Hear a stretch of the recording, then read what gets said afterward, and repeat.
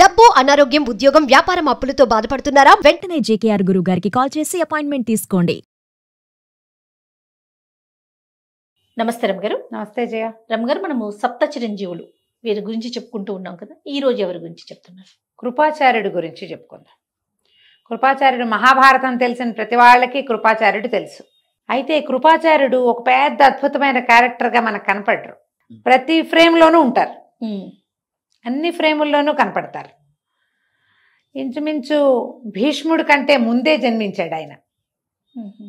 భీష్ముడి కంటే ముందే భీష్ముని తండ్రి చేతే పెంచబడ్డాడు. అప్పటి నుంచి ఉన్నాడు ఆయన. మొదటి సందర్భం నుంచి కనిపిస్తారు కానీ ఆయన మాట్లాడినట్టు ఏదైనా పెద్ద పెద్ద క్రియలు చేసేసినట్టు కనిపించదు. కానీ వీళ్ళకి ప్రధానంగా మొట్టమొదట పాండవులకి ఆచార్యుడుగానే ఉన్నాడు. ఈయన కృపాచార్యుడు ఎవరు అంటే, కృపాచార్యుడి మూలాలు ముందు యుగం నుంచి ఉన్నాయి. త్రేతాయుగంలో గౌతమ మహర్షి మనకు తెలుసు కదా. గౌతమ మహర్షి ఎవరు? అహల్య యొక్క భర్త. ఈ అహల్య ఎవరు? శ్రీరాముని పాదాలు సోకి విమోచనం పొందినటువంటి అహల్యాదేవి. అహల్యాదేవి భర్త గౌతమ మహర్షి. గౌతమ మహర్షి చాలా విశేషమైన తపశక్తి కలిగిన వాడు. గౌతముడు అహల్యల కుమారుడు శతానందుడు. ఈ శతానందుడు ఎవరు? జనకుని యొక్క పురోహితుడు. జనక రాజర్షి దగ్గర పురోహితుడుగా ఉన్నాడు.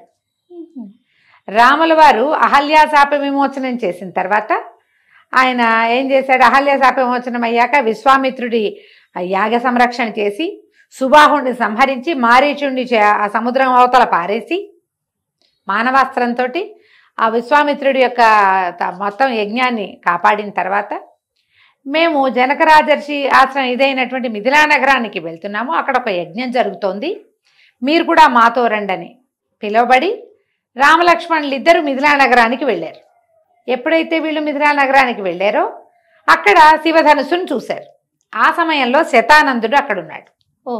విశ్వామిత్రుడు చెప్పాడు, నీ తల్లికి శాప విమోచనం జరిగింది, ఆయన నీ తల్లి తండ్రి కలుసుకున్నారు అని చెప్తే శతానందుడు ఈ జరిగిన కథ అంతా చెప్పాడు. శతానందుడు జనక రాజర్షికి పురోహితుడు. ఈ శతానందుడికి ఒక కుమారుడు కలిగాడు, సత్యధృతి అతని పేరు. అయితే ఈ సత్యధృతి అనే ఆయన శరాలతోటి బాణాలతోటి జన్మించాడు. బాణములతో జన్మించాడు కాబట్టి శరద్వంతుడు అనేవారు అతన్ని. ఆయన ఒక రాజుగా కొన్ని కథల్లో కనపడతాడు, మన కథలో అట్లా కనిపించడు. ఈయన బ్రాహ్మడు అయినప్పటికీ శాస్త్రము వేదాధ్యయనంలో కంటే కూడా ఈ పుట్టుకతోటి తనతో జన్మించిన శరాల పట్ల అస్త్రాల పట్ల ఆయనకి ఎక్కువ ఆసక్తి ఉంది. విలువిద్యలో మహాప్రావీణ్యతని సంపాదించాడు ఆయన. తీవ్రమైన తపస్సులో ఉండేవాడు, బ్రహ్మచారిగానే ఉన్నాడు. అయితే ఈయన యొక్క తీవ్ర తపస్సుకి ఆ బ్రహ్మచర్యానికి భయపడిన ఇంద్రుడు జలపది అనే పేరున్నటువంటి ఒక అప్సరసని ఈయన బ్రహ్మచర్యాన్ని భగ్నం చేయడానికి పంపించారు. ఆ మహాసౌందర్యవతట జలపది. అయితే ఈ జలపది ఇది ఎక్కడ జరిగింది? గంగా తీరంలో జరిగింది. ఆయన అక్కడ తపస్సు చేసుకుంటాడు. ఈ జలపది కూడా నీటిలో నుంచే వచ్చింది. ఈయన దగ్గరకు వచ్చి చాలాసేపు అటు ఇటు తిరిగేసరికల్లా ఆయన కాసేపటికి ఆయన దృష్టిని ఆకర్షించింది. ఆమెను చూస్తున్న ఆ మైమరపులో చేతుల నుంచి అస్త్రాలు జారిపడ్డాయట. పడేసరికల్లా ఆయన ఒళ్ళు తెలిసింది, ఈమె మీద వ్యామోహం వచ్చేసింది నాకు అని. సంభాళించుకుని ఆయన తపస్సులో మునిగాడు. కానీ ఎప్పుడైతే ఆయన ఆ స్త్రీని చూసి మైమరిచాడో ఆయన యొక్క రేతస్సు భూమి మీద పడిపోయిందట. ఆ పడటం ఎక్కడ పడింది? ఒక రెల్లు పొద మీద పడింది. రెల్లు కొంచెం కొసలు పదునుగా ఉంటాయి. అవి రేతస్సు వీర్యము 2 భాగాలుగా అయ్యి ఒక కుమారుడు ఒక కుమార్తెగా రూపాంతరం చెందినాయి. రెల్లు వనంలోనే పుట్టారు పిల్లలిద్దరు. ఈయన ఇంత తపశ్చర్య కలిగినటువంటి తీవ్రమైన విలువిద్యా విధానం చాలా గట్టి బ్రహ్మచర్యం కలిగిన వ్యక్తి అవటం వల్ల ఆయన తపస్సు వల్లే వీర్యానికి అంత బలం ఉందన్నమాట. ఒక స్త్రీని చూసి వీర్యపతనం అయితే అది పిల్లలుగా రూపాంతరం చెందేంత శక్తి ఉంది ఆయనకి. స్త్రీ గర్భాన్ని చేరక్కర్లా ఆ రేతస్సు. ఇలాంటి కొన్ని కథలు మనకి పురాణాల్లో కనపడతాయి. అయితే వీళ్ళిద్దరూ ఒక కుమారుడు కుమార్తెగా ఉన్నారు, అక్కడ పిల్లలుగా పడి ఉన్నారు. ఆ సమయానికి హస్తినాపురానికి రాజైన శంతన మహారాజు అక్కడికి వచ్చాడు. ఈ శిశువులు కనపడేసరికల్లా ఆయన అయ్యో ఇక్కడ ఆయనకు సంతానం లేదు అప్పటికి. ఆ పిల్లలిద్దరిని తీసుకొచ్చి పెంచాడు ఆయన. తన కృప చేత పెంచబడ్డారు కాబట్టి కృపుడు కృపి అని పేర్లు పెట్టారు. ఆ కృపుడే కృపాచార్యుడు అయ్యాడు. ఓహో. కృపి ద్రోణాచార్యుడికి భార్య అయింది. కృపి యొక్క కుమారుడే అశ్వత్థామ. కృపాచార్యుడికి సాక్షాత్తు మేనల్లుడు. అయితే తమతోటి పెంచబడుతుంటే సరే ఈ శరద్వంతుడు తెలుసుకున్నాడు తన సంతానంగా వీళ్ళు రూపొందారని, ఆ సంతానాన్ని శంతనుడు పెంచుతున్నాడని తెలుసుకుని ఆయన వెళ్ళి తన పిల్లల్ని తను తెచ్చుకుని కుమారుణ్ణి విలువిద్యాపారంగతుడిని చేశాడు. ఇంకొక ధనుర్విద్యాపారంగతుడైన ద్రోణాచార్యుడికి కూతురునిచ్చి పెళ్లి చేశాడు. ఓకే. కృపాచార్యుడు తండ్రి దగ్గరే నేర్చుకున్నాడు. కానీ శంతనుడి కృప వల్ల పెంచబడటం వల్ల అతను మళ్ళీ శంతనుడి దగ్గరికే చేరాడు. అప్పటికి భీష్ముడు కుమారులు అందరూ సెటిల్ అయ్యారు. అప్పుడు భీష్ముడు పెద్దవాడయ్యాడు. మళ్ళీ ఆయన పెద్ద అయితే ఈయన వచ్చాడు కదా. ఈ భీష్మాచార్యుల వారు పెద్దవారు అయిన తర్వాత ఇది తన తమ్ముళ్ళు, వాళ్ళకేమో 3 పిల్లలు. ఆయనకు సొంతంగా పిల్లలు లేరుగా, తమ్ముళ్ళలో ఒకడు పోయాడు. ఒక ఆయనకేమో దేవర న్యాయమే కాదు ఇంకొకటి పద్ధతి కూడా ఉంది. ఆ పద్ధతి ప్రకారం అంబికకి అంబాలికకి వ్యాస మహర్షి చేత సంతానాన్ని కలిగించారు.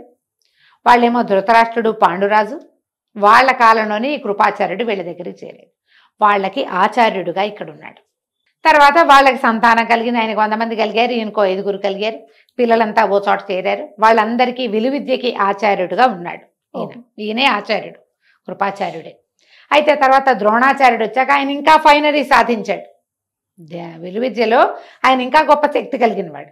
అందుకని అన్ని విద్యలతో పాటు ప్రత్యేకమైన ఏమంటారు మన ఎక్స్పర్ట్ టీచర్గా ద్రోణాచార్యుడు చేరాడు. ద్రోణాచార్యుడు సొంత భావమరిది అవటం వల్ల కృపాచార్యుడు ద్రోణాచార్యుడు కలిసే ఉండేవాళ్ళు.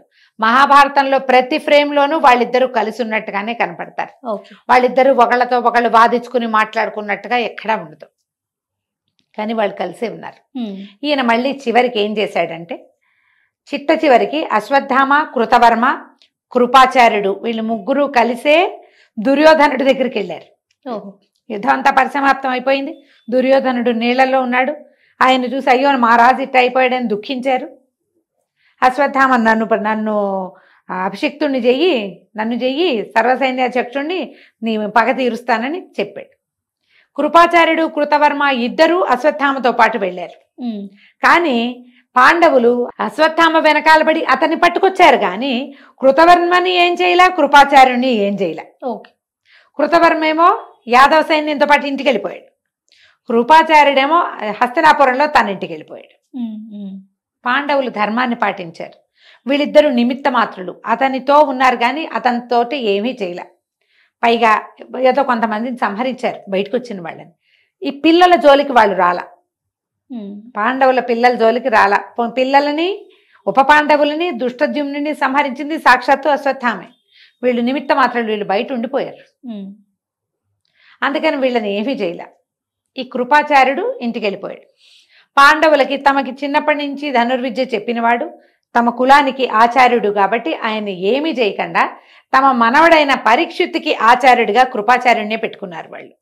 ఆయనకి పగలేదు ఎవరి మీద, ఒకళ్ళ మీద పక్షపాతం లేదు. ద్రోణాచార్యుడికి అర్జున పక్షపాతిగా ఉన్నాడు, ఆయన పాండవ పక్షపాతిగా కూడా ఉన్నాడు. కానీ కృపాచార్యుడు పక్షపాతిగా ఉన్నట్టు ఎక్కడా దాఖలాలే ఉండవు. ఆయన ఈ రాజ్యానికి ఆచార్యుడిగా ఉన్నాడు. ఆ రాజ్యం యుద్ధం చేస్తే చేశాడు, ఎస్ నో లేకుండా. చివరి దాకా తనని పెట్టుకున్న ప్రభుతోటే ఉన్నాడు. అయిందా, ఆ ప్రభు వెళ్ళిపోయాడు. కొత్తగా వీళ్ళు వచ్చారు ప్రభువులుగా, అయినా వీళ్ళతో పాటే ఉన్నాడు. వీళ్ళతో ఉండి పరీక్షిత్తుకి కూడా ఆచార్యుడిగా ఉన్నాడు. పరీక్షిత్తు మరణానికి కూడా కృపాచార్యుడు సాక్షిగానే ఉన్నాడు. జనమేజయుడికి ఆచార్యత్వం వహించినట్టుగా కనపడదు. అంటే నేను ఇంకా ఆ భాగాలు చదవలే సరిగా చెప్పాలంటే. ఈయన తపస్సుకి వెళ్ళిపోయాడు. ఈయనకి తండ్రి వల్లే చిరంజీవిత్వం లభించింది. ఈయనతో పాటు కృపి కూడా జీవించే ఉండవచ్చు అన్న ఒక పాయింట్ కూడా ఉన్నది. ఆమె ఎక్కడుంది ఏమిటి అనేది అయితే వివరాలు తెలియదు. కృపాచార్యుడు మాత్రం పుట్టుకతోటి ఒక ప్రత్యేకమైన జన్మ కలిగిన వాళ్ళు వీళ్ళు, కృపి అండ్ కృపాచార్యుడు ఇద్దరు కూడా. ఎందుకంటే అయోనిజులుగా ఉన్నారు. స్త్రీ గర్భంలోంచి పుట్టల వాళ్ళు. తండ్రి వీర్యం వల్ల మాత్రమే శరవణంలో జన్మించారు. అందువల్ల ఆయనకి ఈ మహా తపస్శాలిగా అయినటువంటి కృపాచార్యుడికి తండ్రే అజరామరంగా నువ్వు ఎప్పటికీ జీవించే ఉంటావు. అజరామరం అంటే ముసల్తనం లేదని కూడా వస్తుంది. అది అలా ఏదనిపిస్తుంది. చిరంజీవి మరణం లేకుండానే వరం పొందాడు. ఆయన తపశ్చర్యలోనే ఉంటాడని, ఆయన ఎవరికైనా కనపడ్డాడని అదని మనకి ఎవరు చెప్పరు. కానీ కృపాచార్యుడు చిరంజీవి. బాగుంది కదా కథ? చాలా బాగుందండి. రైట్. నమస్తే. నమస్తే.